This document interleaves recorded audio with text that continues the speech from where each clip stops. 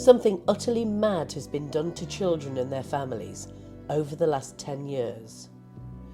Bad, sad, and definitely mad. So the therapist came in to see us and she said, I'm going to have to refer to social services for unintentional emotional abuse. For not affirming. Just for not using he, him. The social worker is standing at the foot of our stairs with our daughter next to us, and she points her finger at each of us in turn and says, "This is a boy." And she said, we know you're a close, loving family, but I have to do this. She put her hand on her heart and said, I feel it in here. I feel it in here, she said. I have to do it.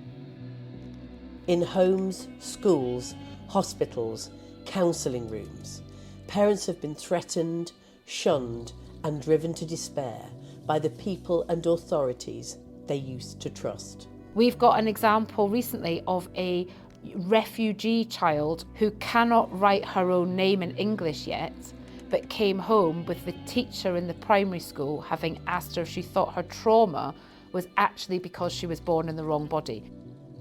My name is Julie Bindel. I'm a feminist. For 40 years I've been campaigning on the issue of men's violence against women and girls. Now, a new threat has arrived in the form of extreme transgender ideology, which says anyone can change sex, and men are women if they say they are. And somewhere along the line, children have been caught up in this insanity. I saw so many videos that they all merged into one, so I'm not really sure what I saw, but I do know now that kids don't need that anymore to be indoctrinated because my school is full of it. In this podcast, I'm meeting the children and parents whose lives have been thrown into turmoil by the abject failure of pretty much every democratic institution to stand up against this ideology.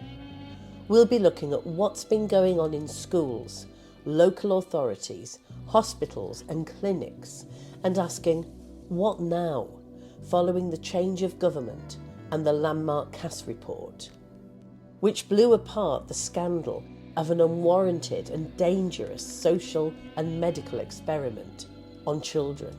The minority of those children who were referred to endocrinology and then prescribed puberty blockers and or hormones were non-verbal, were living in care, were being groomed and having sex with middle-aged men, were being raped by a family member. So I don't want to be a scaremonger, but I think something did go very wrong. Welcome to Julie in Genderland.